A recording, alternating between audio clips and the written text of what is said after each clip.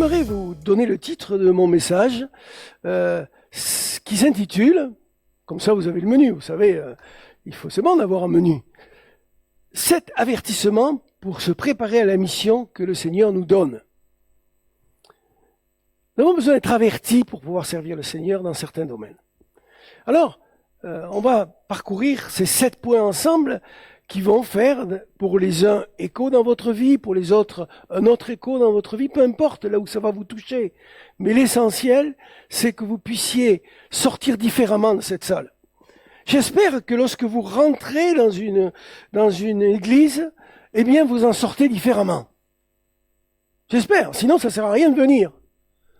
Vous savez, je suis un voyageur infatigable, c'est ma vie, c'est comme ça, et j'ai peu d'occasion de tourner en France, mais quand j'ai l'occasion de tourner en France et qu'on me dit il y a une belle cathédrale à voir, eh bien je vais voir cette cathédrale.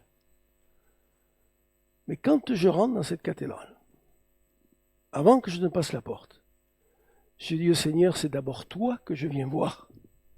C'est pas des pierres, c'est pas des vitraux, c'est pas des... Malgré si que je vais m'intéresser à l'architecture, à l'histoire. Mais Seigneur, que je ne sorte pas le même de ce lieu. Parce que c'est toi que je viens rencontrer. Et bien évidemment, si je m'intéresse au côté historique, au côté architectural, je vais m'asseoir et chercher la face de celui qui m'a appelé au salut et qui m'a dit « Sers-moi ».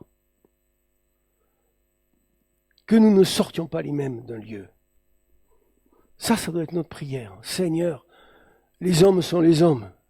Les femmes sont les femmes, décevants ou pas, ou encourageants, peu importe ce qu'ils sont. Mais que je ne sorte pas le même, parce que toi, tu changes les vies.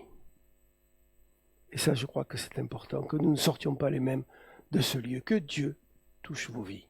Il a commencé ce matin par la louange, en principe, par ses témoignages, par peut-être les moments de fraternité que vous avez rencontrés les uns entre les autres. Vous savez, un mot, et ça change une vie.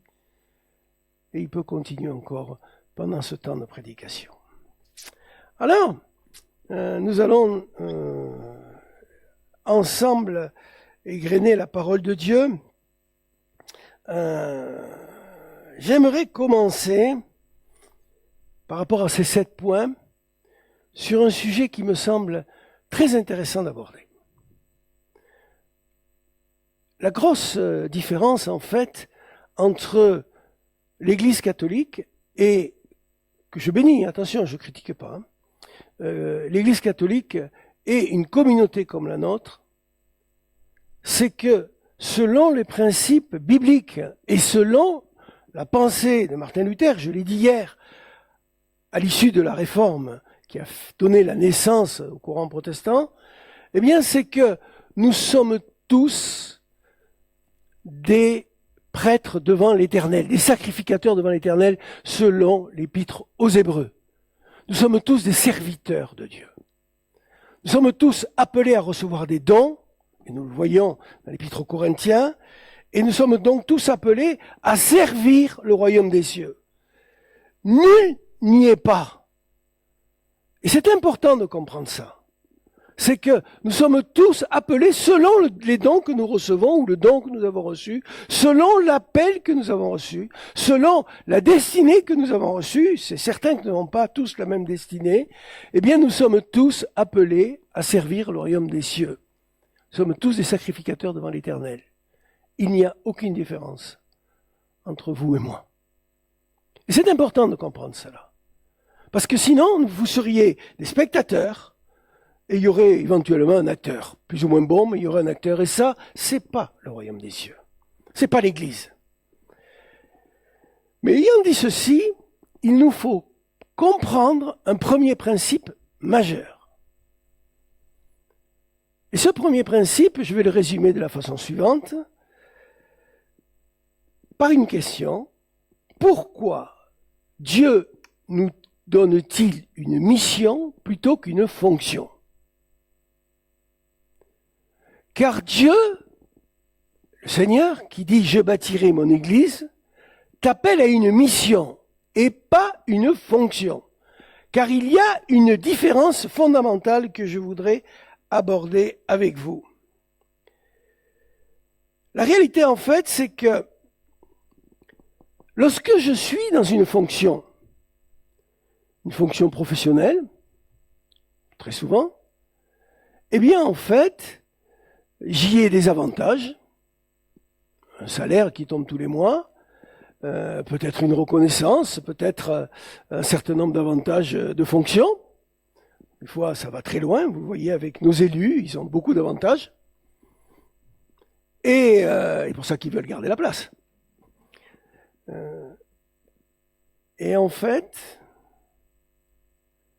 je deviens prisonnier de cette fonction. Dans le sens négatif du terme, parce que l'apôtre Paul dira « je suis prisonnier de l'évangile », mais lui dans un autre sens. Et en fait, je passe à côté des choses essentielles. La grosse différence pour un chrétien, c'est qu'il n'est pas appelé à assumer une fonction, mais il est appelé à assumer une mission. Et c'est ça toute la grosse différence. Et j'aimerais que vous ouvriez, nous puissions ouvrir juste un verset, deux versets, Luc 6, 12 et 13. En ce temps-là, Jésus se rendit sur la montagne pour prier et il passa toute la nuit à prier. Je ne sais pas si ça vous est déjà arrivé de passer des nuits entières à prier. Verset 13, quand le jour parut, il appela ses disciples et il en choisit 12 auxquels il donna le nom d'apôtres. Ce qui va nous intéresser dans ce premier point, c'est le verbe « il appela ses disciples ». Le mot « appeler » vient du latin « vocare ». « Vocare » veut dire « appeler par une voix ». Eh bien, le chrétien est appelé par la voix du Seigneur. Jésus dira « ce n'est pas vous qui m'avez choisi, c'est moi qui vous ai choisi ». Ce texte le confirme. Les 12 n'ont pas dit « oh Jésus, t'es un gars sympa, on va te suivre ». Dans la réalité, c'est Jésus qui les a pointés du doigt et qui leur dit « toi, suis-moi ». Le chrétien est quelqu'un qui est appelé par une voix pour accomplir une mission. Celui qui accomplit une fonction accomplit un devoir professionnel, technique. J'obéis. Celui qui accomplit une mission va beaucoup plus loin. Il donne sa vie pour cela. Il donne son cœur pour cela. Il arrive quelquefois que dans la vie professionnelle, les deux se conjuguent. On peut être instituteur, institutrice, donc fonctionnaire, et en même temps en mission. Comprendre que je vais y donner mon cœur, que je vais servir le Seigneur là où il me place.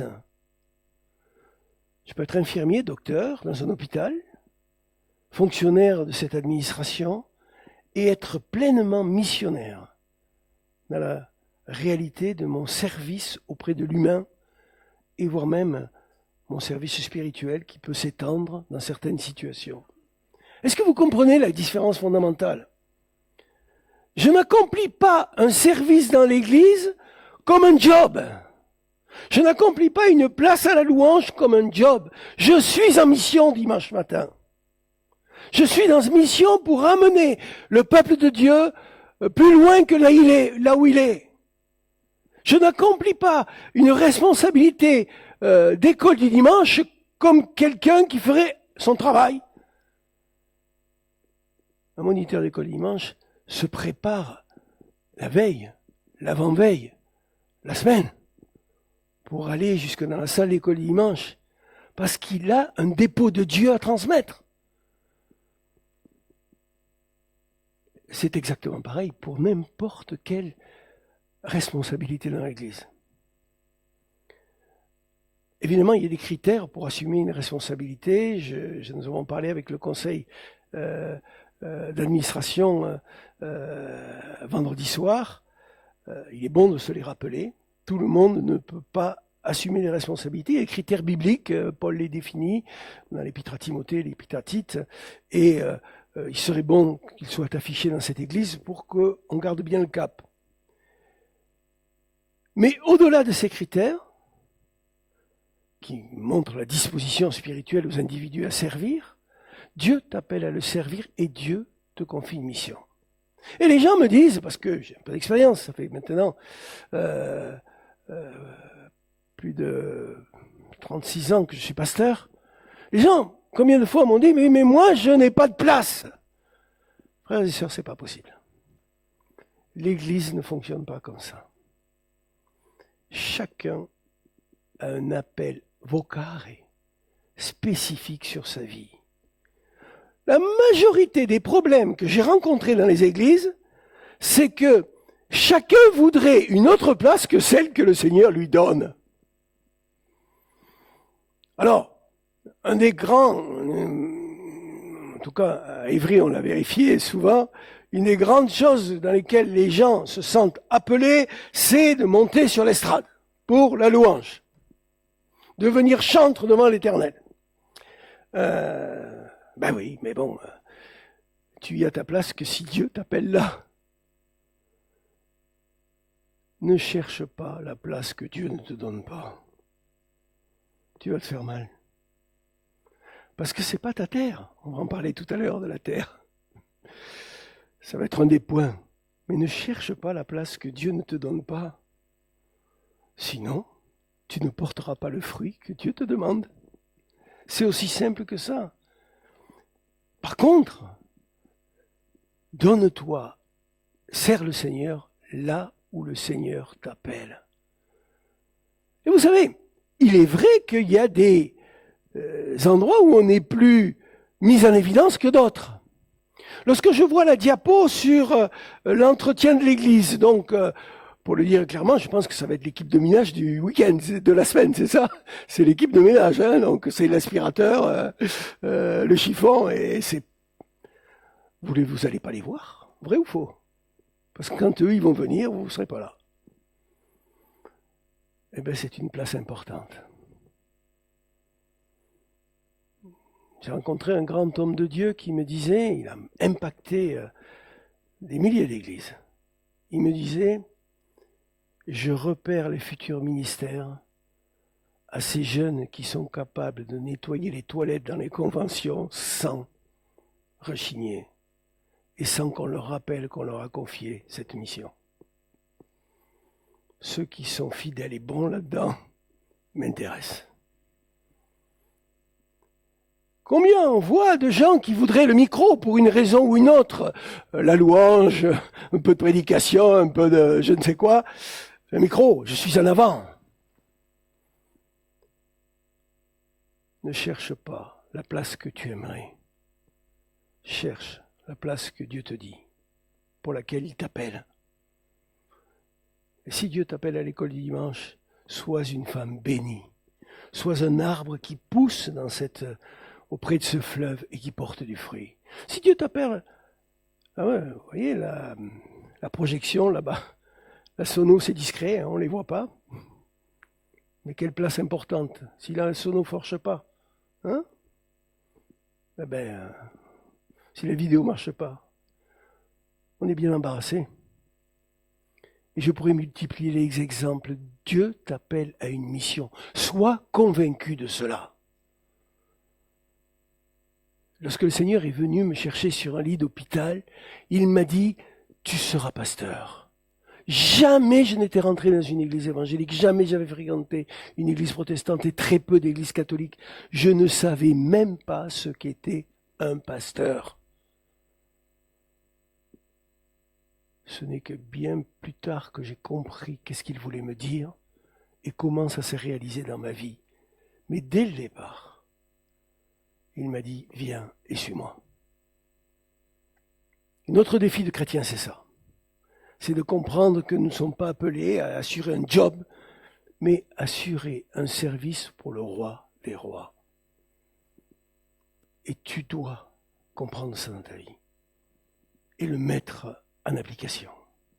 Le deuxième point que je voudrais aborder avec vous, c'est cette dimension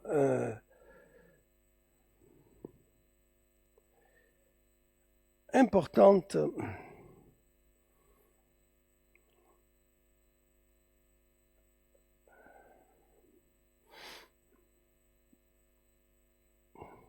qui suit de ce premier point. Quelle est ta terre? Nous voyons ici nous observons quelque chose dans le monde évangélique très intéressant.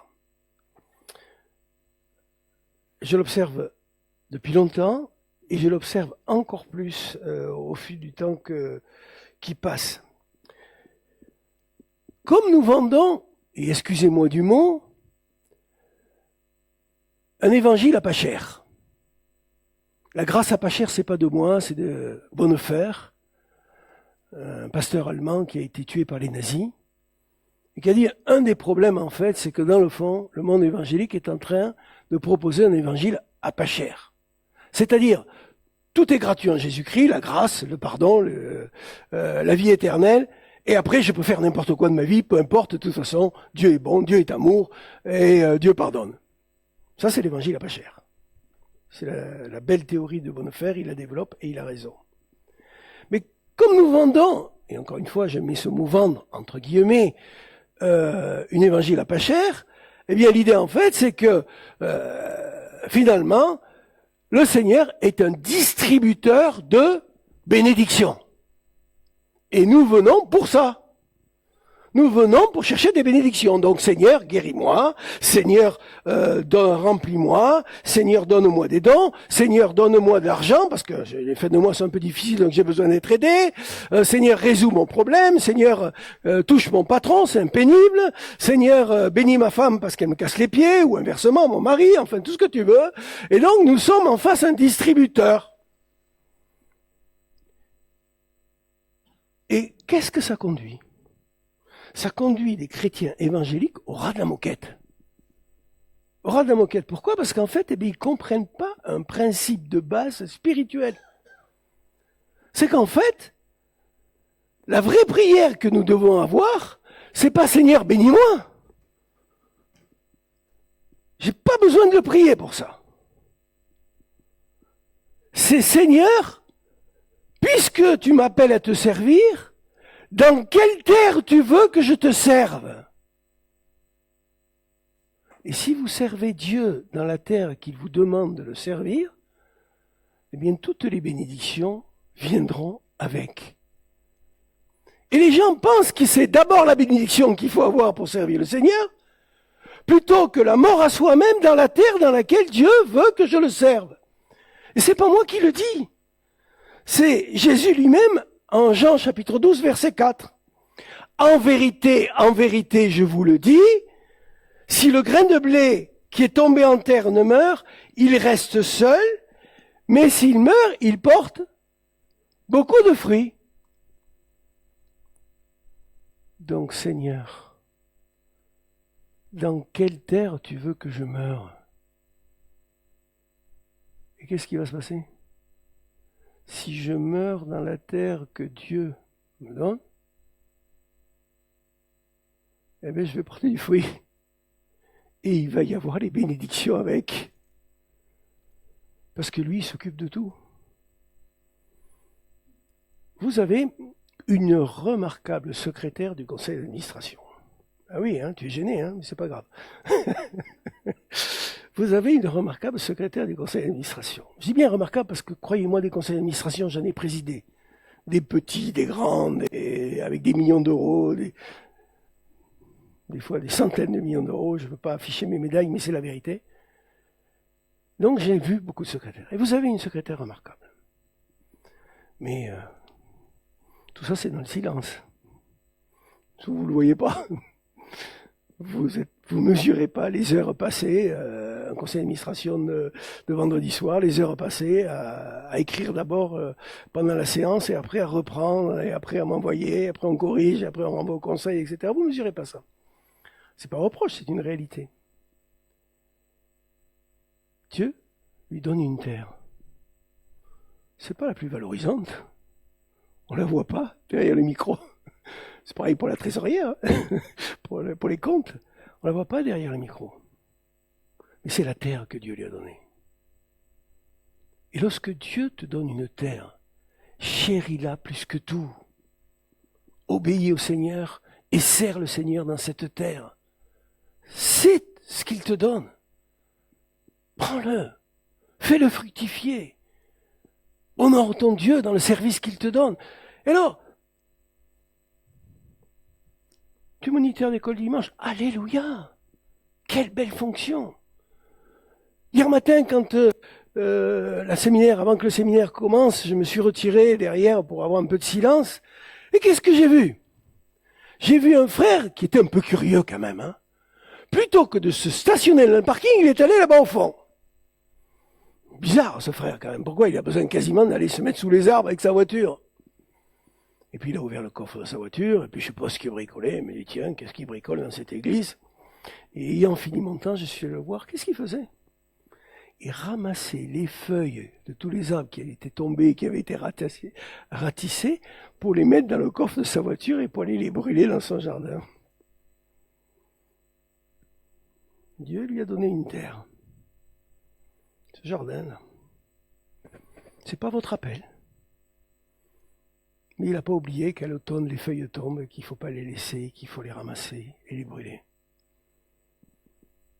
Peu importe la terre que Dieu te donne, mais aime cette terre.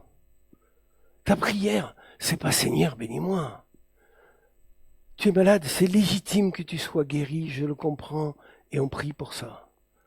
Mais ta première préoccupation, c'est Seigneur, où veux-tu que je meure? Hier, je témoignais de comment je suis arrivé de façon surnaturelle à Évry. Vous vous souvenez mon témoignage hier? Ma prière, c'était Seigneur, je te servirai partout où tu veux, sauf en région parisienne. Vous savez, le bon gars du Sud qui considère qu'au-delà de Valence, c'est déjà le Nord. Alors, je vous dis pas, quand j'ai annoncé à mes amis montpelliérains que j'allais me marier avec une Troyenne, ils m'ont dit, pourquoi les filles, elles sont pas bien ici? Il y a tout ce qu'il faut dans le Midi, il y a tout ce qu'il fait à Montpellier. Ils n'ont pas dit Nîmes, vous savez, tu regardes les Montpelliérains sur les Nîmois. Seigneur, je te servirai partout, sauf en région parisienne. Et il m'a dit, la terre dans laquelle tu vas mourir, c'est la région parisienne. En pleine banlieue, dans un quartier où il y a 97% d'immigrés qui résident. Hein. Et la majorité sont musulmans en plus. Voilà la terre dans laquelle je te demande de mourir. Et pendant 30 ans, plus, 92, 2022, si 30 ans. J'étais pasteur pendant 30 ans à Évry. J'ai servi dans une terre que naturellement j'aimais pas. Mais Dieu m'a dit, c'est là où je te veux. En 1995, je suis allé pour la première fois à Madagascar. Cette année, je fête 30 ans de mission. Enfin, j'ai marqué 30 ans de mission à Madagascar. Ce matin, l'église d'Évry diffuse la vidéo Longue vie, Papa Georges. Et c'est la chanson qu'ils ont inventée là-bas. Et avec des milliers de personnes. Et pendant 30 ans, c'est la deuxième terre dans laquelle je suis mort. Et si je vous racontais toutes les histoires que j'ai vécues à Madagascar, les trahisons des pasteurs, me retrouver devant la justice comme un prévenu, prêt à être condamné. Et je regarde la juge dans les yeux, je lui dis, écoutez madame, je vais vous dire une chose. Vous allez me condamner, je vais vous faire une promesse. C'est que j'irai en prison. Et croyez-moi, les prisons malgaches, elles sont terribles. J'irai en prison, mais je vais vous faire une promesse. C'est que toutes les télévisions du monde seront ce jour-là dans mon entrée en prison. Parce que je veux que le monde sache que j'ai pas volé d'argent. Parce qu'en fait, j'avais financé un bâtiment et un pasteur avait dit que j'avais triché et que c'est lui qui l'avait financé. Et il voulait garder le bâtiment pour le revendre. J'ai dit par contre, c'est de l'argent honnête qui a été donné et je ne vous donnerai pas d'argent parce qu'elle demandait de l'argent pour que j'aille pas en prison, malhonnêtement. Et quand j'ai fini, elle a changé complètement. Elle m'a demandé de m'asseoir, j'étais un prévenu et je suis venu assis, j'étais assis, et d'un coup, Dieu a changé la situation. On meurt à soi-même. Mais parce qu'on donne sa vie sur la terre que Dieu te donne, eh bien, tu portes du fruit et Dieu prend soin de toi. Ne cherche pas autre chose que la terre que Dieu te donne. C'est le grand drame de beaucoup de chrétiens. Je ne sais pas si je vous ai déjà rencontré, je ne crois pas. J'avais un ancien dans l'église à Ivry, avec qui j'ai travaillé pendant presque 18 ans. Il était chef de cabine Air France. D'abord Air Inter et chef de cabine Air France. Le problème d'un navigant aérien, c'est que, on peut pas être au conseil d'anciens régulièrement. Parce que, vous voyez, conseil d'anciens, moi je suis en vol pour Tokyo, je suis en vol pour New York, je suis en vol pour Singapour. Et puis après, tel événement majeur, je suis pas là, je suis encore en vol, etc. Et donc, il était frustré. Il était frustré parce qu'il disait, tu comprends, je peux pas servir le Seigneur fidèlement. J'aimerais servir plus le Seigneur à l'Église. Et nous faisons une erreur en pensant que la terre que Dieu nous donne est essentiellement à l'Église. Dieu te donne des fois une terre qui est en dehors de l'Église. Un lieu à la fois de témoignage, un lieu de dispensation des grâces du royaume, là où il te place. Peu importe ce que tu fais comme métier. Mais tu es en mission dans ton métier, il faut que tu comprennes ça. Et le vivre pleinement comme un service de Dieu, là où Dieu t'envoie, là où tu seras demain matin, tu es en mission du royaume des cieux. Tu dois accepter ça. Et donc lui, il vivait frustré. Et un jour, il me dit, je vais arrêter pour pouvoir vraiment servir le Seigneur. Et donc je l'ai regardé, j'ai dit, écoute-moi bien. Chaque fois que tu montes dans un avion, tu redescends en me donnant un témoignage. Tu me dis, j'ai rencontré Johnny Hallyday. Il partait à New York, première classe, comme lui, il est chef de cabine principale, il est là dans toutes les classes. Il me dit, j'ai rencontré Johnny Hallyday. Et je lui ai témoigné de l'évangile. Un vrai évangéliste. Hein. En plus, il avait ce don d'évangéliste. J'ai rencontré la dernière fois Lara Fabian. Et puis, il me disait, etc., etc. À l'époque où Alain Juppé était Premier ministre, la France était bloquée par une grève des transporteurs verrouillée. Et à ce moment-là, ils avaient eu la brillante idée, de temps en temps, c'est cyclique, les ministres ne voleront plus dans des vols privés, ils voleront dans les vols réguliers des compagnies françaises. Et donc, Juppé monte dans l'avion avec son équipe pour faire un Paris-Bordeaux ou un Paris-Toulouse ou Montpellier, j'en sais rien. L'avion décolle, le vol est stabilisé, mon ancien va le voir. Bonjour monsieur le Premier ministre, est-ce que tout va bien? Chef de cabine, c'est son devoir. Oui, tout va bien, merci. Écoutez, je suis chrétien. J'aimerais vous partager une chose. J'aimerais vous offrir un évangile de Jean. Et il sort un petit évangile de Jean et il le donne à Alain Juppé. Histoire que je vous dis, il pourrait vous la raconter. Et Alain Juppé lui répond, merci, je le lirai. Ah, les politiques, ils sont forts pour les promesses. Hein. Vous savez, ces promesses, ils nous en tiennent tous les matins. Hein. Ils peuvent, pour garder notre confiance, ils peuvent nous vendre ce qu'on veut, quoi. Je le lirai.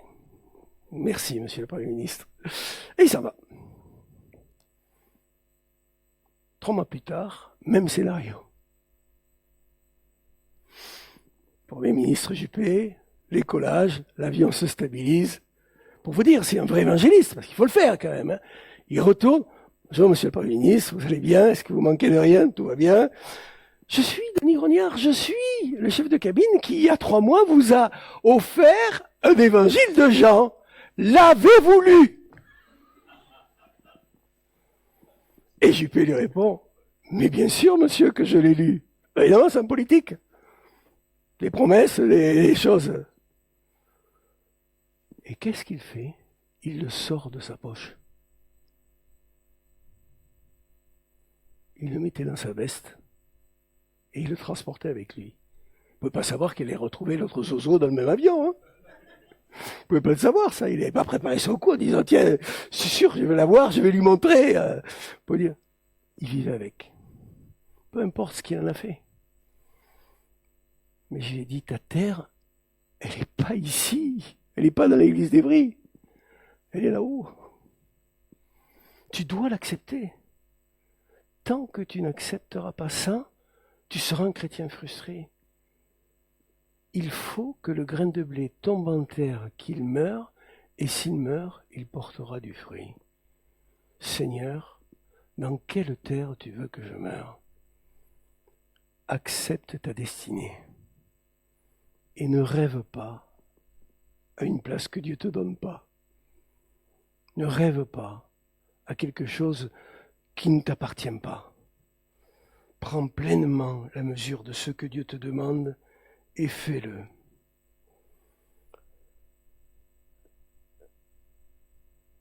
Je peux dire que je suis mort personnellement pour le Seigneur sur 2 terres, Évry pendant 30 ans et Madagascar, et je continue encore. Vous savez, l'apôtre Paul dit à un moment donné, quand il fait la liste de tout ce qui lui est arrivé, il finit en disant « Je ne vous parle pas des soucis que me donnent les églises ». En tant que président du APM pendant plusieurs années, fondateur avec 3 autres pasteurs et présidents, en tant que président de la mission Rehoboth de Madagascar, une 50aine d'églises que j'ai implantées à Madagascar, je ne vous parle pas des soucis que les églises m'ont donnés et me donnent tous les jours.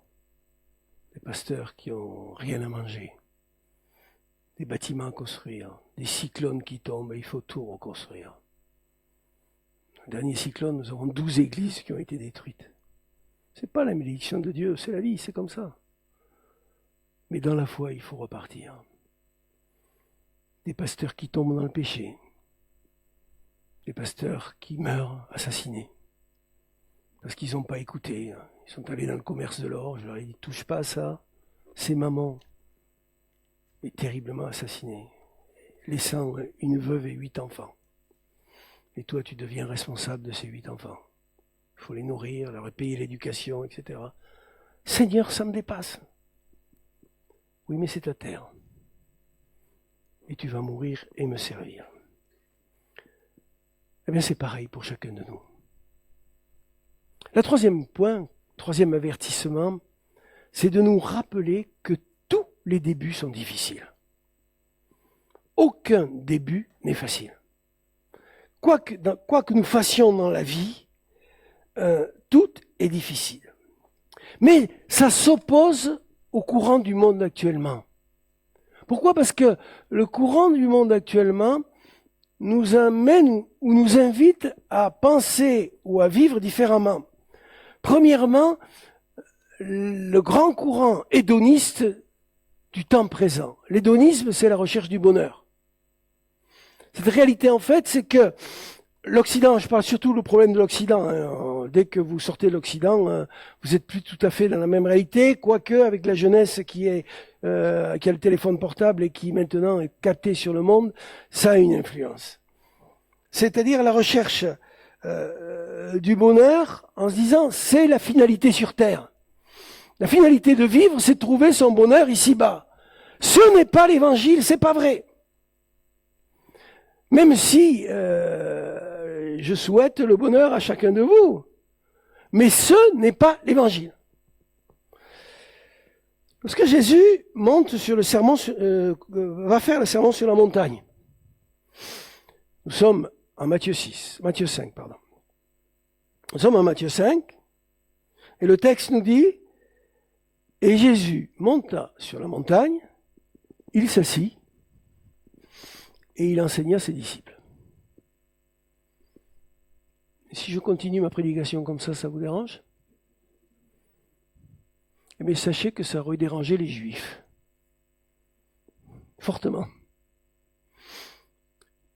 Parce qu'un rabbin juif ne pouvait pas prêcher assis. Il prêchait debout.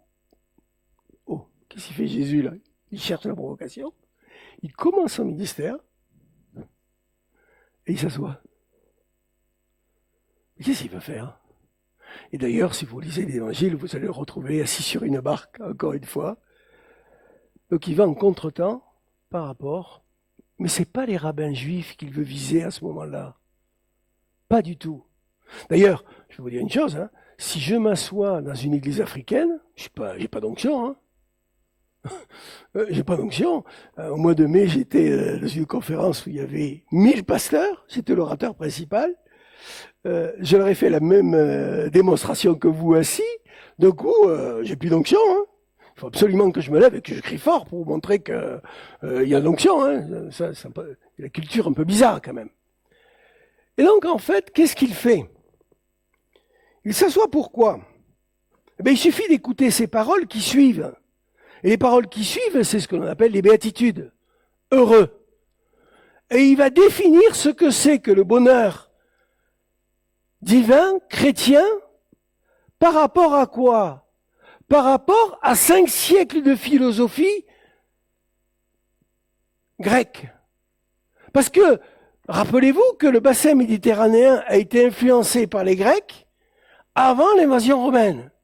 Et que la langue utilisée dans toute cette zone, c'est le grec. C'est d'ailleurs pour ça que les évangiles et les épîtres seront écrits en grec et pas en hébreu. C'est comme si je vous prêchais en malgache, personne ne comprendrait, je ne crois pas qu'il y ait de malgache ici, et qui fait que vous ressortiriez frustré. Mais là, il fallait parler le grec. Mais que fait Jésus? Jésus sait qu'il y a 5 siècles de philosophie sur la question du bonheur, parce que ça a été le grand sujet de la philosophie grecque. Et en soi, les premiers philosophes du 6e siècle avant Jésus-Christ ont traité de qu'est-ce que l'univers, qu'est-ce que l'homme, qu'est-ce qu'est le sens de la vie, etc. Une fois qu'ils ont répondu à cette question, ils ont passé quasiment 5 siècles à débattre sur, finalement, c'est quoi le bonheur sur la Terre? Alors vous allez avoir les stoïciens, vous allez avoir les épicuriens, vous allez avoir Aristote, enfin, tous ces grands noms que vous connaissez, que vous n'avez pas forcément étudiés. Mais il se trouve que les philosophes grecs enseignaient ainsi. Tous, sauf un, Aristote. Aristote enseignait debout parce qu'il avait trouvé une méthode qui était de marcher avec ses étudiants, parce qu'il se disait, dans le fond, mes étudiants sont plus attentifs à ce que je leur dis quand je marche que quand je suis assis et qu'ils sont en face de moi. On va tous marcher, vous serez tous attentifs. Donc on va sortir, on va marcher et je vais vous parler. Et donc en fait, Aristote, lui,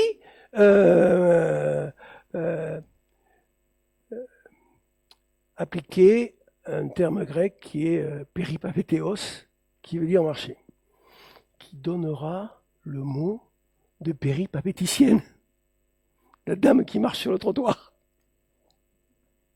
Vous comprenez? C'était le seul qui enseignait en marchant, mais tous les autres enseignaient ainsi. Et donc il prend une posture, non pas de combat avec les rabbins juifs, mais il prend une posture vis-à-vis de la philosophie grecque. Je m'assois comme les philosophes grecs et je veux vous parler du bonheur. Et il apporte une réponse à la question du bonheur qui n'a rien à voir avec la philosophie grecque. Aujourd'hui, le XXIe siècle occidental est influencé par la philosophie grecque. Et tout ce que vous allez voir sur les réseaux sociaux n'est que la continuité de cette réalité d'une recherche hédonisme, la recherche du bonheur à tout prix, déconnectée d'ailleurs de la réalité de l'éternité, au point que beaucoup de chrétiens ne sont plus tournés vers l'éternité. Ils sont tournés vers l'existentialisme du moment. L'instant présent même. Et se déconnectent complètement de cette réalité. Et ce que l'Évangile va apporter comme réponse à cette question du bonheur, c'est une antithèse, c'est l'opposé. C'est ce que l'on va voir dans l'Épître aux Hébreux, et on l'a vu peut-être un peu hier, c'est le renoncement à soi-même. Ce n'est plus moi qui vis, c'est Christ qui vit en moi. C'est la réalité que je suis mort à moi-même pour que Christ vive en moi. Et c'est notre défi à chacun. Et ainsi, ce point que nous abordons, qui est important de comprendre, c'est que tous les débuts sont difficiles. Aucun début n'est facile. Et lorsque j'entends des chrétiens qui me disent c'est difficile, ben je te dis bienvenue au club. Qui t'a annoncé que la vie sur terre serait facile?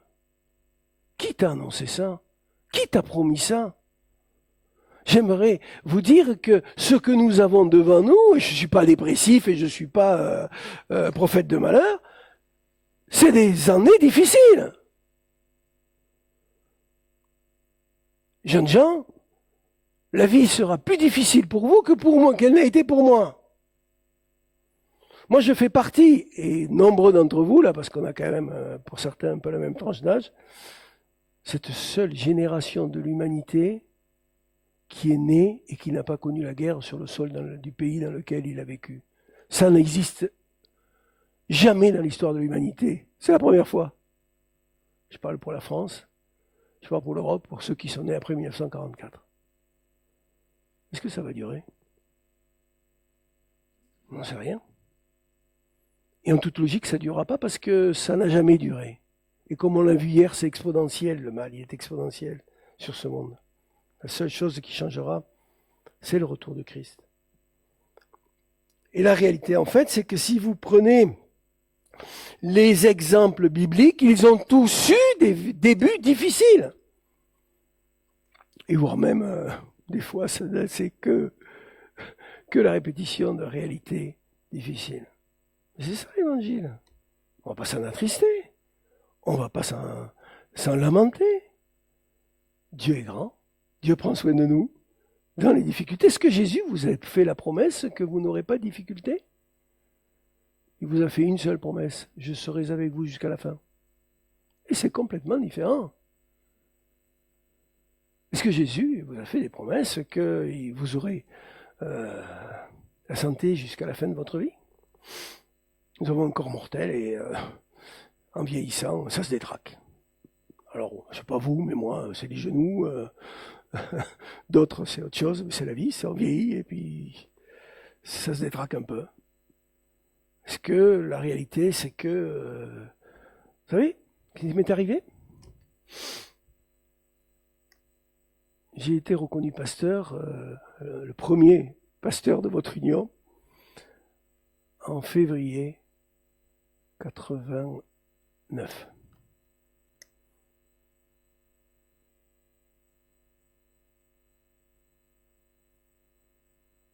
Quand tu vas être reconnu pasteur, c'est un dimanche, tu vas acheter un beau costume, tu te prépares.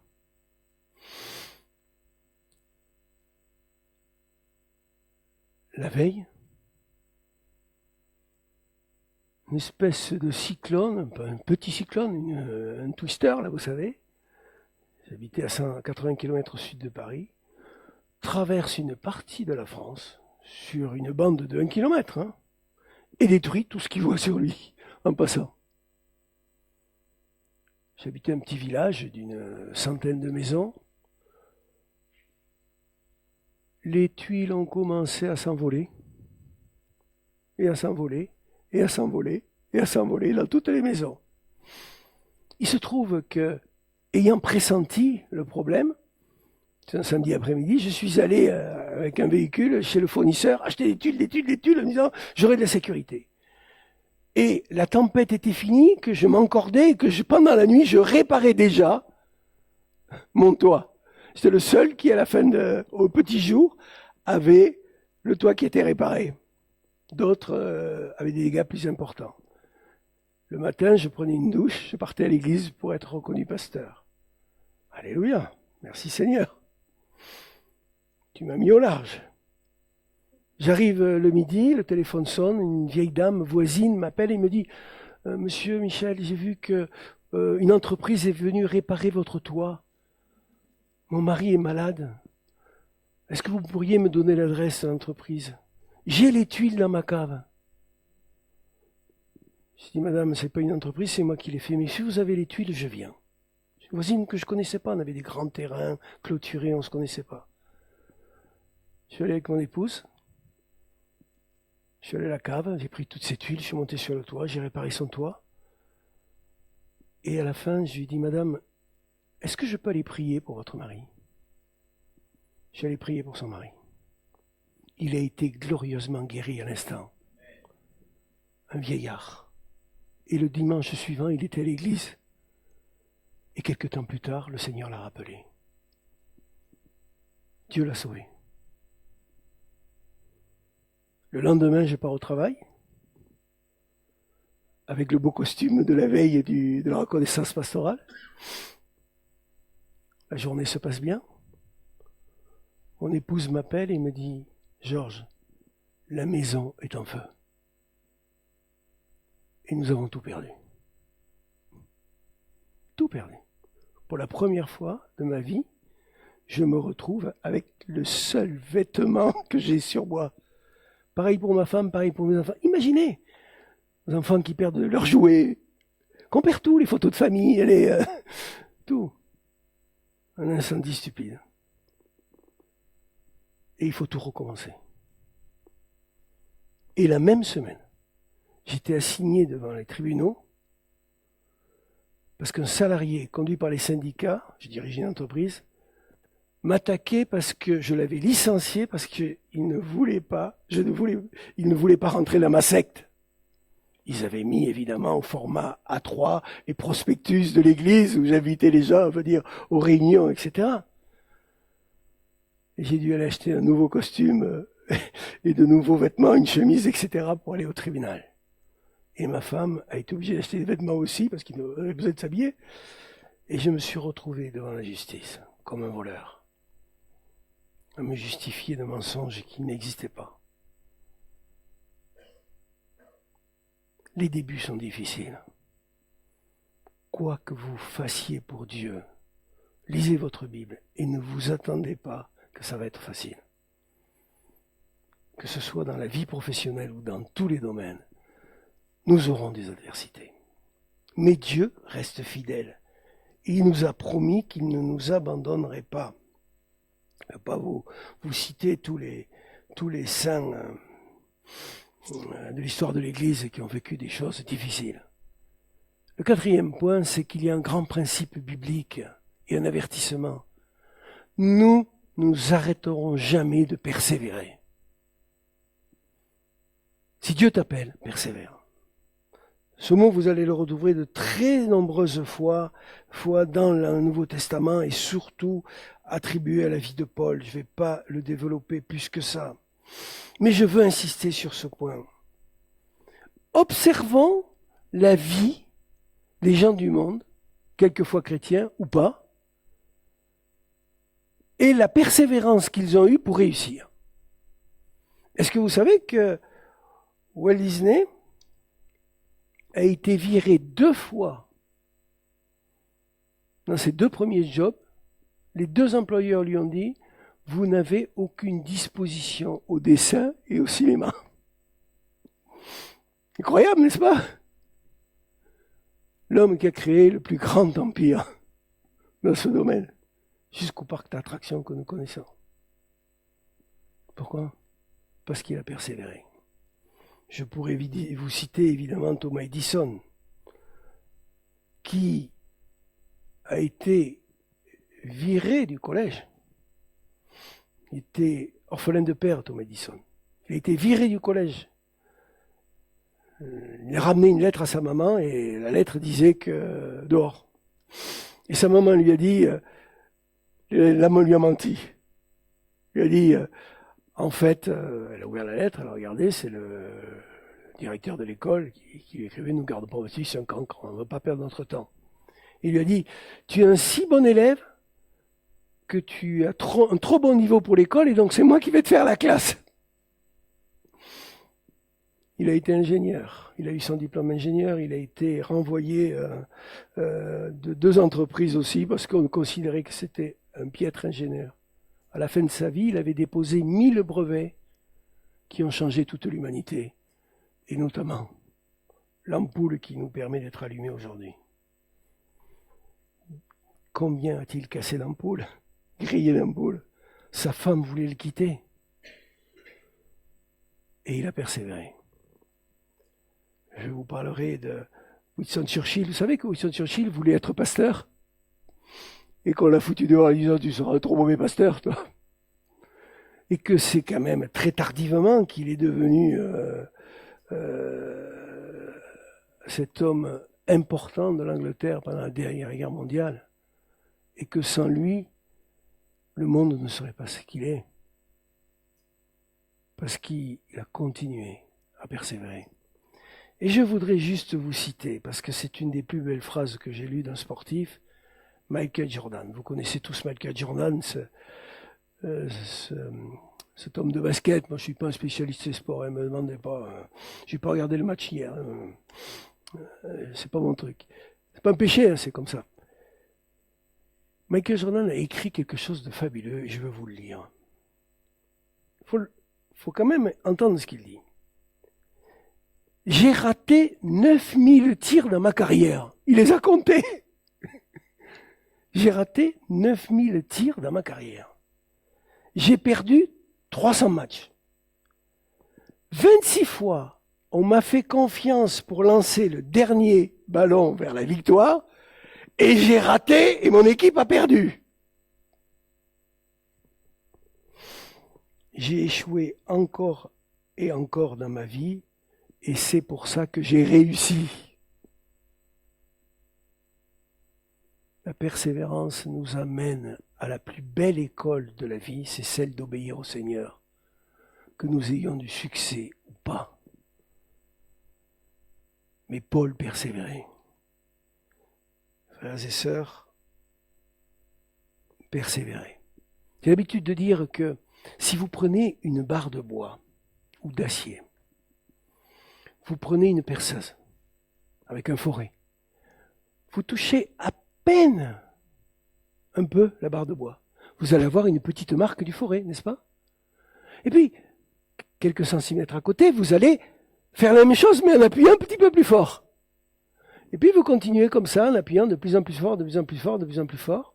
Qu'est-ce qui va se passer? Au dernier tour, vous allez traverser.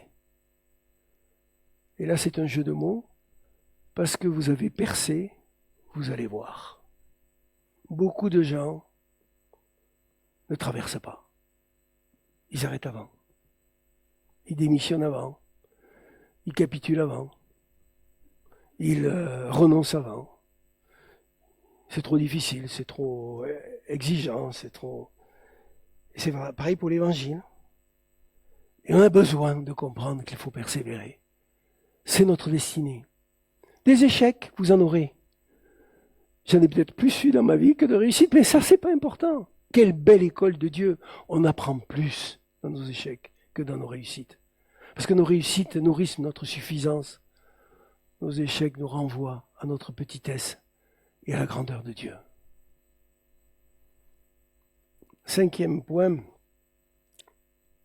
tu vas vers ce que tu regardes. C'est un grand principe de la vie. Vous savez, si je pose une caméra dans cette pièce, là, dans l'angle de cette pièce, elle va donc regarder ici.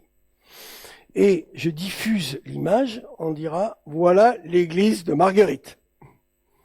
3, 6, et de 8 personnes. Petite église, hein? Petite église. Elle est composée de 8 personnes. Heureusement qu'il y a une jeune, sinon, là j'ai bien avancé quand même. Ok? Si je mets une caméra là-bas, on va voir un peu plus de monde. Et on dira, voilà l'église de Marguerite. Donc, c'est bien la façon dont on regarde les choses qui définit comment nous les définissons. S'il est évident que si je mets une caméra grand large là au fond, on va avoir une autre vision des choses. Eh bien, la destinée de notre vie, c'est pareil. C'est que nous allons vers là où nous regardons. Et c'est important de comprendre ce principe, parce que c'est un principe spirituel et c'est un principe naturel. Est-ce que vous savez qu'il y a des principes naturels voulus par Dieu? Je peux pas le faire là, mais non, je vais quand même pas le faire avec ça. Mais si je prends, hop là, si je prends cette trousse informatique, rien de précieux dedans. Si je prends cette trousse informatique, qu'est-ce qui va se passer si je la lâche? Elle va tomber, n'est-ce pas? Ça, c'est un principe naturel, il s'appelle la loi de la pesanteur. Le diable a dit à Jésus, jette-toi en haut du temple et ses anges te porteront. Non, Jésus a dit non, je ne tenterai pas l'Éternel. Dieu a mis un principe naturel, je respecte le principe naturel. C'est comme ça. Tu ne peux pas aller au-delà du principe naturel. Quand il marche sur les eaux, il défie les principes naturels, c'est pour une autre raison. La réalité, en fait, c'est que il y a des principes naturels. Eh bien, dans la vie naturelle, nous allons vers là où nous regardons. Si tu regardes ta destinée d'une façon, tu vas aller vers cette destinée. Si tu la regardes d'une autre façon, tu vas aller vers une autre destinée. C'est important de comprendre ce principe parce que, évidemment, ça nous ramène aux choses spirituelles. Lorsque Dieu appelle Abraham, nous trouvons ça en Genèse 12, où Dieu lui dit, lève-toi et va vers le pays que je te montrerai. Abraham est en Mésopotamie. Il est à 1500 kilomètres et un peu plus de la terre promise. C'est pas qu'il n'y a pas d'avion, il n'y a pas de bus, il va falloir marcher à pied, il va falloir faire ça pendant des mois. Et Dieu lui demande de se mettre en route alors même qu'il ne sait pas où il va aller. Imagine-toi que si demain tu rencontres ton pasteur dans la ville de Nîmes et que « Salut, tu vas bien? Oui, je vais bien. Alors qu'est-ce que tu fais ?» Et ton pasteur te dit « Mais je sais pas. Je marche mais je sais pas où je vais. » Tu diras « Mais il est timbré. » Parce que toi, si tu es allé en ville de Nîmes, c'est que tu voulais aller à la FNAC ou je ne sais où, ou aux impôts, peu importe, mais tu as une destinée. D'accord? Eh bien, donc, en fait, en théorie, on va vers ce que l'on regarde. Et c'est un grand principe spirituel. Seigneur, donne-moi les yeux pour voir là où tu veux que j'aille. Et pas regarder là où je ne dois pas aller. C'est important de comprendre ça spirituellement. Il a fallu que, à un moment donné, Dieu précise à Abraham sa destinée, afin qu'il puisse l'atteindre. Et lorsque Dieu te donne une destinée, ne regarde que celle-là. Et ne regarde pas autre chose. Fixe-toi le cap avec Dieu et marche vers ce cap. Trop de chrétiens ne marchent pas avec un cap. Vous avez par exemple un livre très intéressant qui est ce livre Les 7 habitudes d'une famille heureuse. Ce livre commence par quelque chose de très intéressant. Pas une habitude, mais un principe. L'auteur de ce livre dit, c'est Stéphane Covey, la majorité des familles n'ont pas de cap, ne savent pas où elles vont. La majorité des gens se marient parce que tu me plais. T'es beau, t'es belle, tu me plais. Mais on sait très bien que ça suffit pas. Parce que la carrosserie, ça passe, hein, avec le respect que je porte à tout le monde. Ça suffit pas pour durer dans le mariage. Quelles sont les raisons pour lesquelles on est ensemble et on va faire route ensemble? Ça se réactualise tout le temps. Et Stéphane Covey, en fait, il dit, dans le fond, tous les problèmes de famille viennent au point de départ qu'il n'y a pas de travail sur la destination. Et que cette destination doit se réajuster au fur et à mesure que les éléments de la famille augmentent. Parce qu'elle n'est plus la même quand c'est le couple, elle n'est plus la même quand il y a un enfant, quand il y en a 4, quand il y en a 6, c'est plus la même destinée. Et puis, c'est plus la même destinée quand les enfants s'en vont. Tout change. Cette réalité, en fait, que nous avons besoin de recevoir de Dieu des convictions sur notre destinée, notre chemin, et réactualiser ces convictions. Qu'est-ce que dit Stéphane Covey?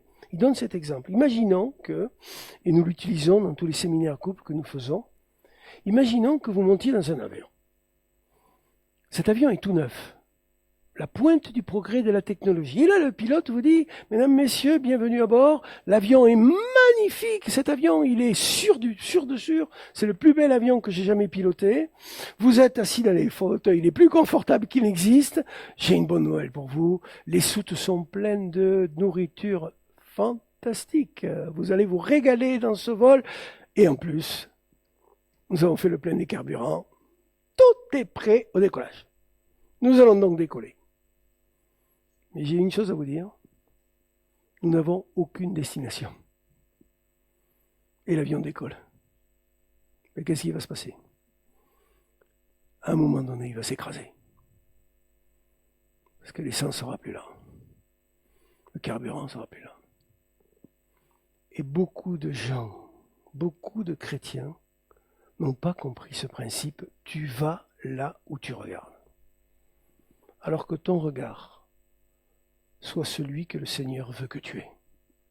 Et pas celui de ton ego, de ta personnalité, de tes blessures, de tes désirs ou de ce que tu veux. J'ai pas choisi de servir à Évry. Si j'avais eu le choix, je ne l'aurais pas fait. Madagascar, je ne l'ai pas choisi. J'ai appris à aimer. Et croyez-moi, encore aujourd'hui, quelquefois, c'est très difficile de les aimer. Et même les pasteurs. J'ai rencontré peu, Dieu les bénisse, de pasteurs honnêtes à Madagascar. Peu. Peu de pasteurs intègres. Et c'est pour ça que Dieu dira à Josué, en Josué 1,7, ne t'en écarte ni à droite ni à gauche afin de réussir dans ce que tu entreprendras. Si tu marches dans ce vers quoi le Seigneur te destine, tu réussiras. J'avance rapidement. Oui, juste une anecdote là-dessus. Vous avez un livre très passionnant qui est un livre d'une femme qu'on ne connaît pas. C'est Ruth Bell Graham. Ruth Bell Graham, c'est la femme à Billy Graham.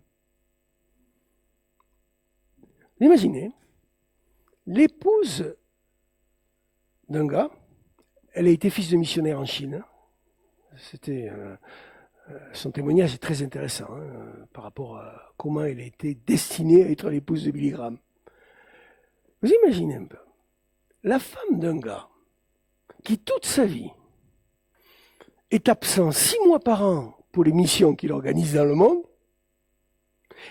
et il revient 6 mois, et il est absent 6 mois pendant les mois où il est présent, parce qu'il est en train de préparer les 6 mois de mission après. Donc, elle a élevé les enfants, les 5 enfants toute seule, et elle raconte des histoires. C'est un livre délicieux parce que c'est une page, une histoire. Elle raconte des histoires délicieuse sur sa vie d'épouse dans l'ombre en tant que mère de famille, le gars qui est jamais là. Histoire incroyable même, parce que évidemment ils ont fait des bêtises les gars. Un de leurs fils, qui est un grand pasteur aujourd'hui, insulte un policier à dos, s'en va en courant, rentre à la maison, va prendre en main ou va dans sa chambre, et là, le policier le poursuit, sonne à la porte, il est furieux, et elle est toute seule pour gérer un truc parce que son mari est pas là. D'accord ? Et elle va dire une chose. Mon mari s'est écarté de la volonté de Dieu plusieurs fois. Alors là, tu te dis, attends, Billy Graham s'est écarté de la volonté de Dieu? Lui, le grand évangéliste du XXe siècle? Oui. Quand il a été pasteur. Ah, c'est un péché d'être pasteur? Non. Mais c'était pas son appel. Alors il y avait la sécurité de l'emploi, la sécurité du salaire, l'église qui pourvoit. On vit moins dans la foi que si on dépend de la providence divine. Mais ce n'était pas son appel. Il regardait au mauvais endroit. Quand il a été président d'une union d'églises, les structures humaines, les structures fédératives, il se détournait encore de son appel.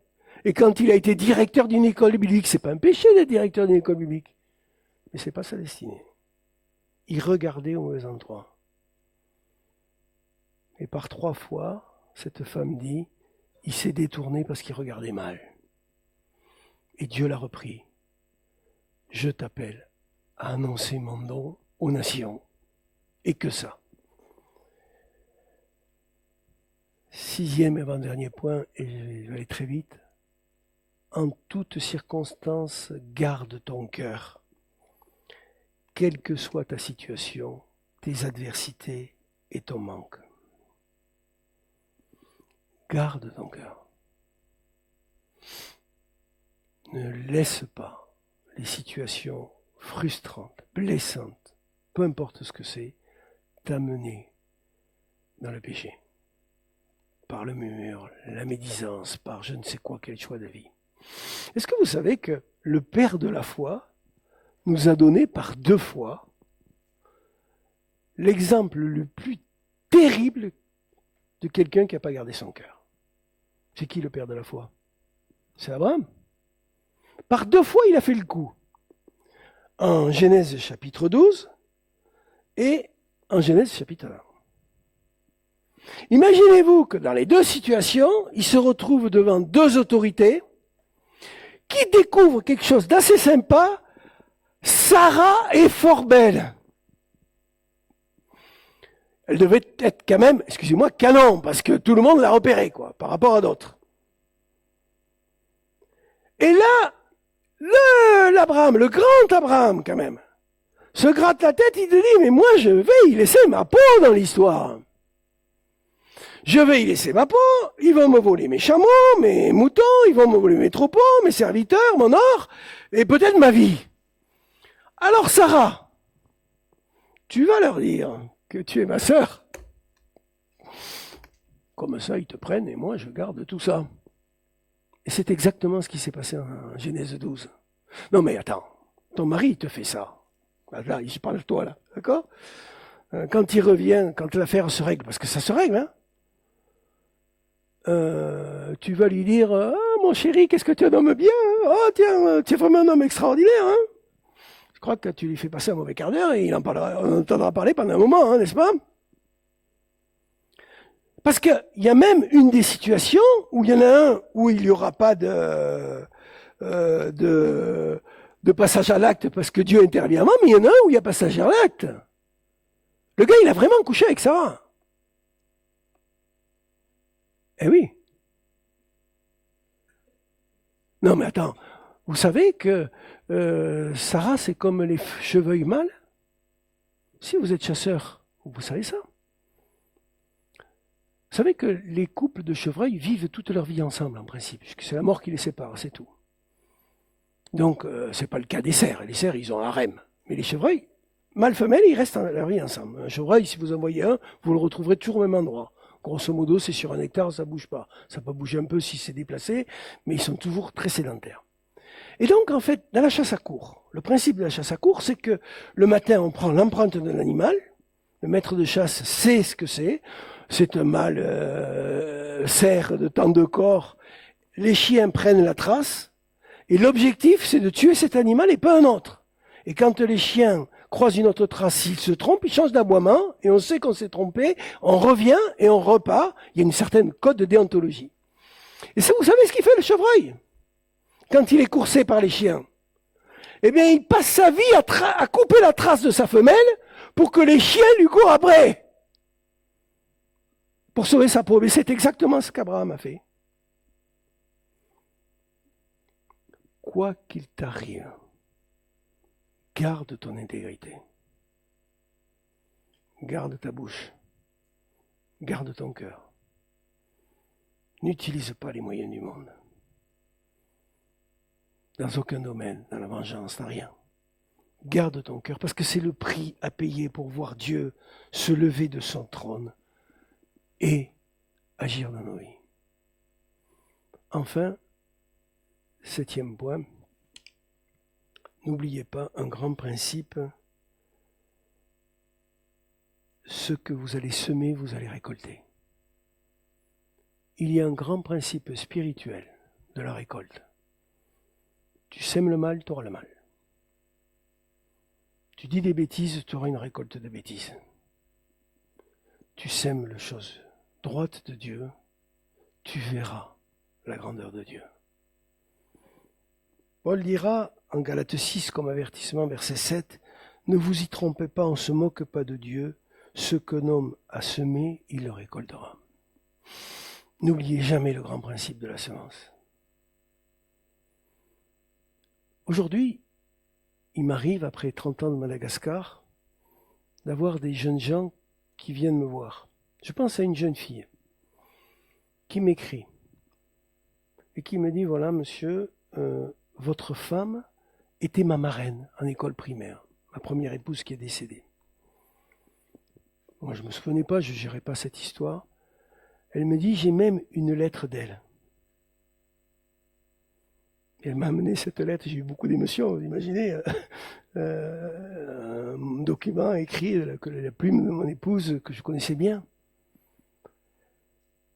Et elle me dit, j'ai fait l'école primaire avec vous, après j'étais au collège, après au lycée, et maintenant je fais des études supérieures dans les douanes. Et mon problème, c'est que ma maman est morte, et mon père est malade. Je vais devoir arrêter mes études parce que j'ai plus d'argent pour payer. Plus personne ne peut me retenir. J'étais devant elle et je me souvenais pas d'elle quand elle était enfant, en école primaire. J'avais devant moi une jeune fille de 22 ans. Ça aurait pu être une étrangère, quelqu'un qui me racontait une fable, mais n'empêche qu'il y avait cette lettre qui témoignait de la plume de mon épouse. J'ai dit, je vais prier. Et j'ai décidé de l'aider. Aujourd'hui, elle termine ses études supérieures.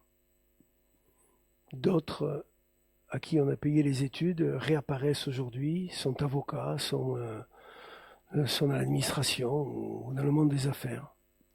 Tout ça, c'est des choses qu'on a semées il y a 15 ans, il y a 20 ans, il y a 25 ans.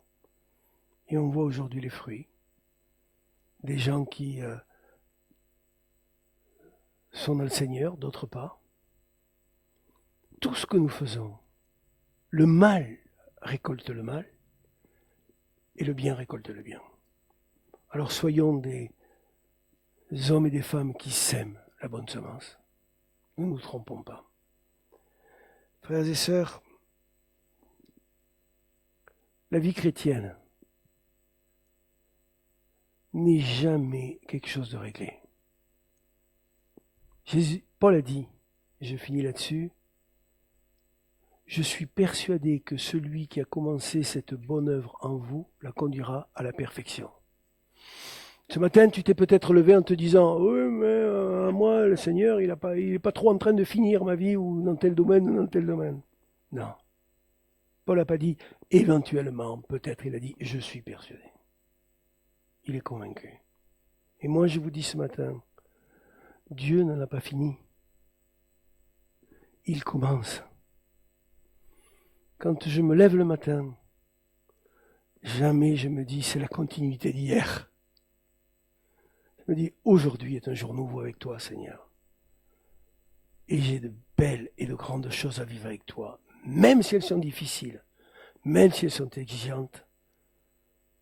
Tu marches devant et je suis à ta suite. Que Dieu vous bénisse. Levez-vous, je vais prier pour vous.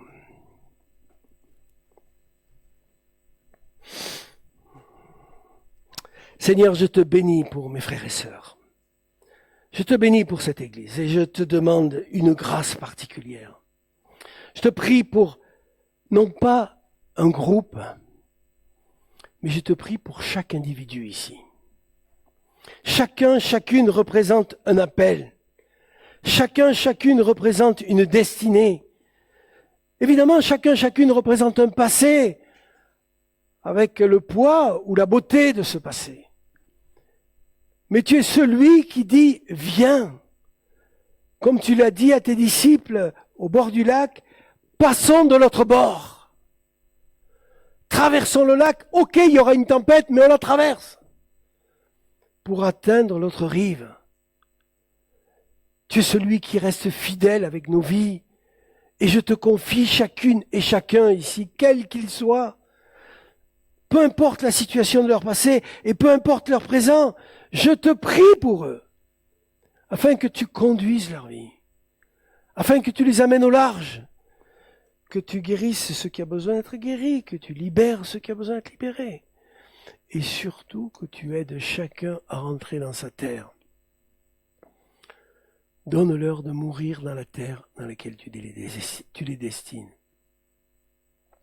Que ta grâce et ta paix soient sur eux. Que ton onction soit sur leur vie. Remplis-les et accompagne-les. Renouvelle leur vision, renouvelle leur cœur, renouvelle leur amour. Opère un changement en profondeur. Il y a deux choses que je ne sais pas fabriquer dans ma vie. C'est la paix et la joie. Si je la fabrique, elle est humaine.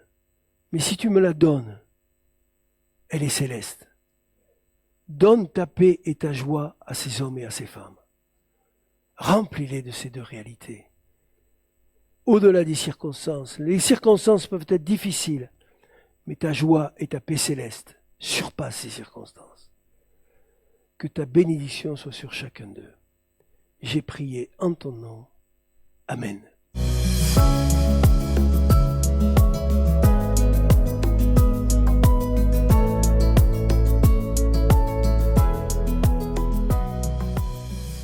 Bah écoute, on va commencer par toi Fabrice, comme ça après on Oliver. Bonjour à tous. Écoutez, pendant cette convention, on a été bénis comme d'habitude.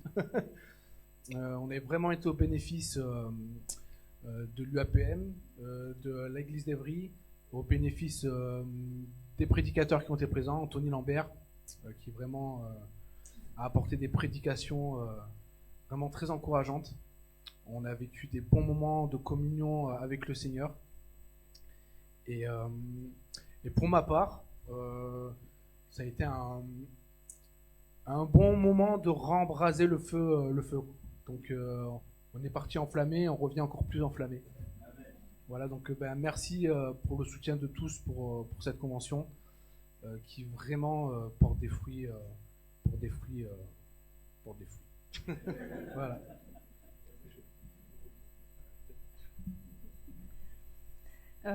Du coup, il a déjà tout dit, mais non, mais c'est vrai que bon, nous, ça fait des années qu'on part à cette convention, donc on est des habitués, et c'est vraiment une convention vraiment super pour les jeunes. C'est une réelle bénédiction, ça nous renouvelle, ça nous bénit, et comme dit mon mari, ça nous embrase. Et moi, c'est vrai que la semaine avant d'aller à la convention, j'avais une situation qui était un peu compliquée, qui me pesait. Et quand je suis allée à cette convention, c'est comme si ce fardeau qui était sur mes épaules s'était enlevé. Et vraiment, je rends gloire à Dieu parce que vraiment, ça m'a renouvelée et ça m'a vraiment fait du bien. Et je reviens encore plus en feu pour notre Seigneur, quoi. Voilà. Bon, ils ont déjà tout dit. Donc on va se répéter. Bon, on m'a pas demandé de préparer quoi que ce soit, donc j'improvise un petit peu. Mais c'est vrai que chaque année, on est béni. Et à chaque fois, c'est une nouvelle dimension à chaque fois. Donc voilà, moi j'ai été renouvelée. Je garde ce que j'ai reçu et je l'emmène ici à Marguerite. Et je pense qu'on va être une bénédiction pour vous. Le Seigneur nous utilise et voilà, on garde ça et on le garde pour ici précieusement.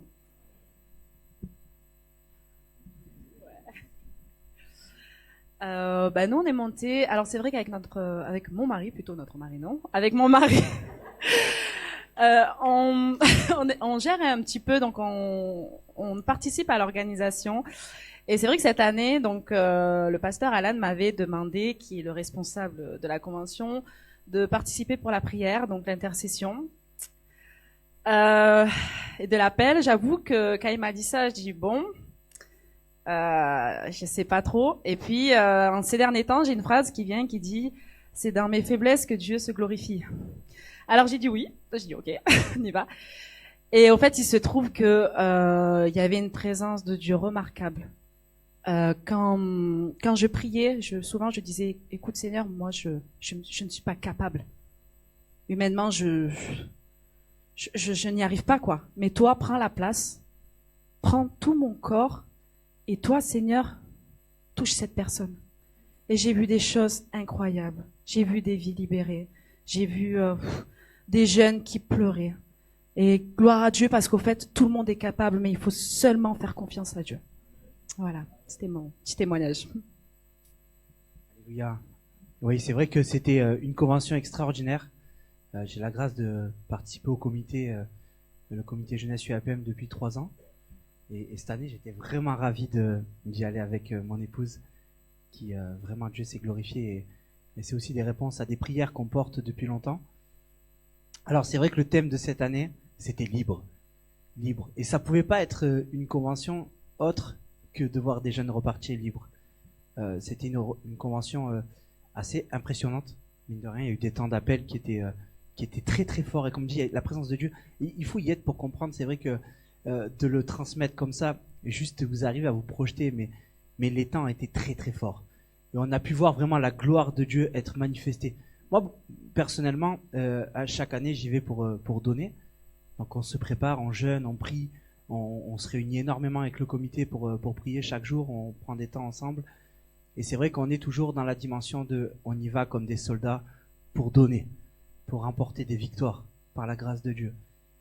Mais c'est vrai que la fidélité de Dieu est incroyable. C'est pour ça que j'encourage l'Église aussi à servir. J'encourage l'Église à servir parce qu'il y a une dimension extraordinaire dans le service. C'est que, vous voyez, ma femme, elle a été une bénédiction pour des gens, mais quand elle est repartie, je pense qu'elle a été plus bénie que ces personnes qui sont parties libres. Pour ma part, c'est la même chose. J'ai vu des choses extraordinaires se passer, et je vais passer les détails, mais c'était vraiment une convention qui était très intense.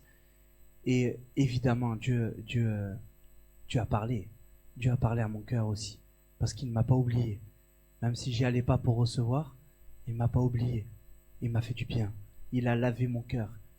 Et je crois que c'est une dimension que l'Église doit porter.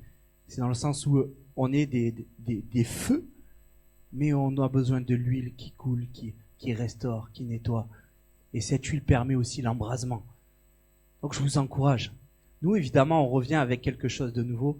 Le ministère de l'apôtre Lambert m'a beaucoup inspiré.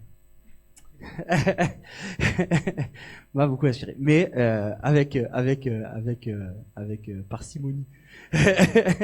Non, mais voilà, je veux vous encourager, Église.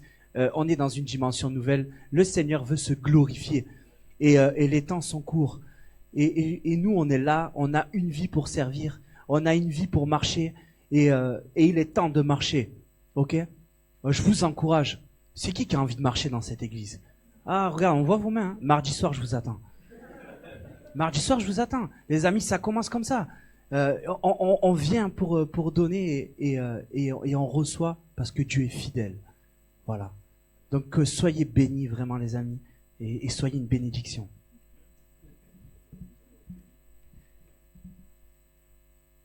Moi, cette convention, elle m'a beaucoup apporté. Comme le thème, comme a dit JB, je me suis sentie beaucoup plus libre, et j'ai beaucoup apprécié les temps de testimony time, donc les temps de témoignage de personnes qui sont venues. Ça m'a beaucoup apporté.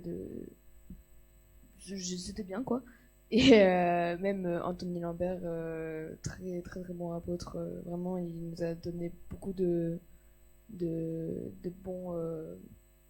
bons messages.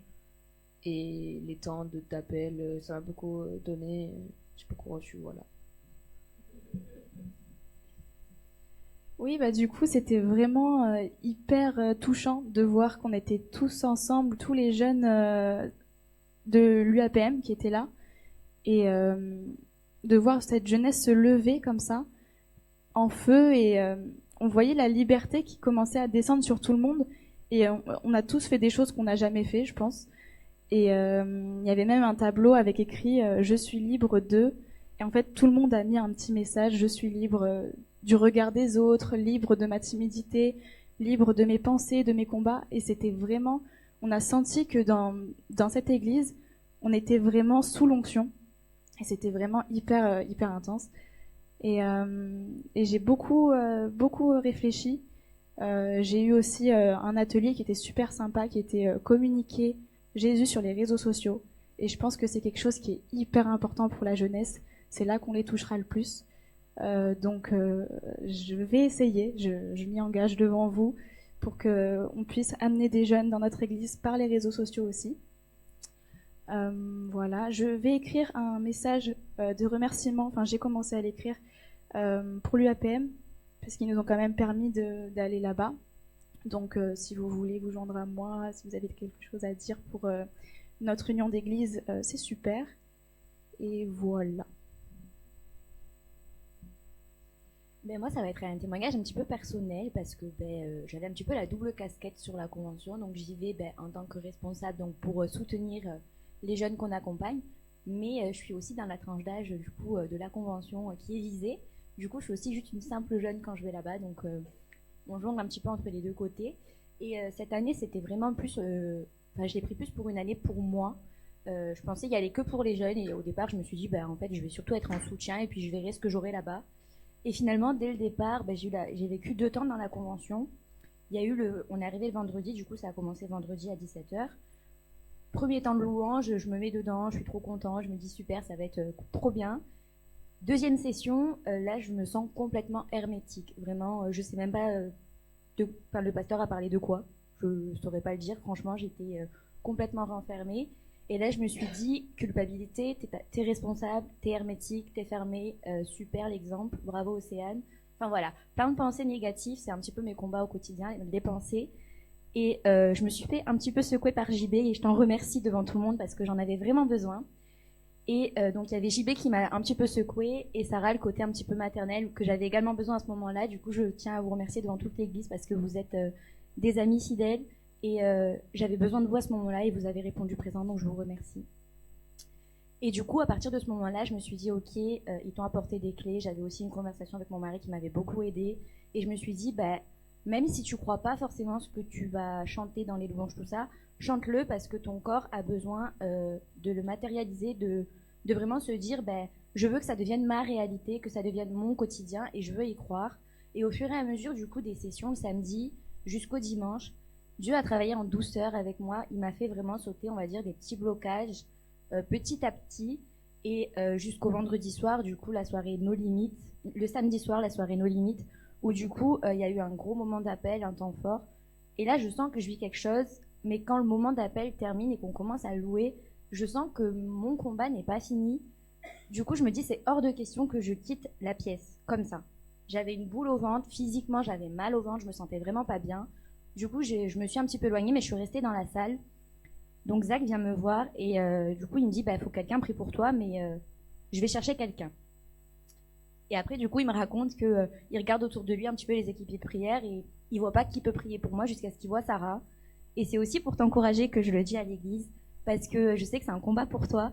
Mais quand Sarah a prié pour moi, on connaît tous Sarah avec sa douceur. Et d'un coup, elle se met à trembler et je sens que c'est quelque chose qui est surnaturel. Et à ce moment-là, quand elle prie pour moi, elle se met à prier en langue. Et je sens vraiment ce que j'ai physiquement au niveau du ventre qui me fait mal, qui se dissipe complètement. Et à partir de ce moment-là, je sais que je suis libre. Et le lendemain, à mon temps de louange que j'ai eu, je me suis jamais sentie aussi libre dans ma louange. Souvent, je me voyais lever les mains, danser, mais je le faisais pas. Mon corps était bloqué. Et ce dimanche matin-là, en fait, mon corps n'était plus bloqué. Et du coup, j'ai gagné mon combat en fait du regard des autres, de la timidité aussi qui peut parfois encore un petit peu m'écraser. Et du coup, j'ai reçu vraiment cette liberté de m'exprimer comme j'en avais envie pour Dieu. Et du coup, voilà, donc ce qui est investi pour notre jeunesse, c'est vraiment des choses qu'on va aussi pouvoir amener dans notre église ici. Et on veut vraiment être aussi une bénédiction pour l'ensemble de l'église. Merci Seigneur. Je vais aller vite. Ce week-end a été vraiment une bénédiction, vous l'avez entendu, et c'est se répéter, mais est-ce qu'on peut trop répéter que Dieu a été bon? Je ne crois pas. Et on veut vraiment le bénir et le louer pour ça, parce que vraiment, on n'a qu'une partie des jeunes qui sont venus avec nous. On a toute une équipe d'Aubenas qui sont venus aussi. Ils sont repartis ressourcés, bénis. Voilà, on leur demande des témoignages et on essaiera de vous les diffuser aussi. Mais vraiment, Dieu était présent. Et ce qui, moi, m'a vraiment impacté, plus que les années précédentes, c'est que Dieu, il n'a pas attendu. Vendredi, ça a commencé à 17h. À 17h01, sa présence était palpable dans la salle. Voilà. Il n'a pas attendu dire, bon, on va attendre que les jeunes soient préparés. Il y avait encore du brouhaha dans la salle, que la présence de Dieu était déjà palpable. Voilà. Et moi, vraiment, ça m'a plus impacté encore que les années dernières, que les années précédentes, où Dieu, il a déclaré que la liberté de la jeunesse était maintenant. Voilà. Pourquoi attendre? Et peu importe que nous, on était prêts, lui, il était déjà sur les starting blocks, il commençait déjà à libérer. Et je veux vraiment bénir Dieu pour ça. J'ai vécu vraiment des moments forts. Je ne peux pas dire que j'ai été libéré parce que Dieu avait déjà fait le nécessaire et je le bénis pour ça, mais il m'a fait passer une étape supplémentaire. Pour la première fois, et je veux vraiment rendre gloire à Dieu pour d'être un ouvrier si faible et pourtant être utilisé par lui. Pour la première fois, j'ai vécu 2 guérisons.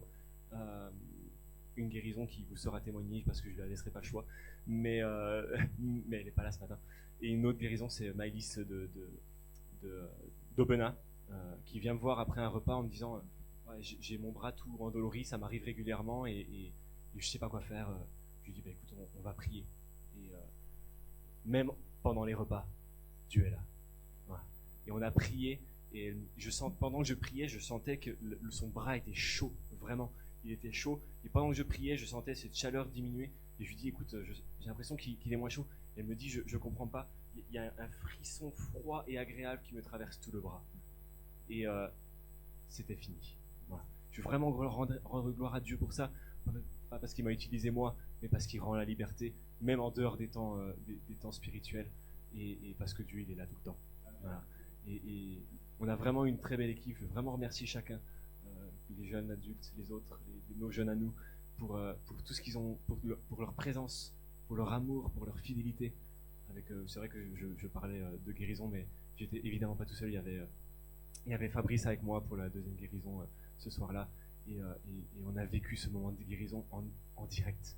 Mais quelle grâce que Dieu agit encore maintenant. Et on a eu des échanges avec nos jeunes qui étaient profonds.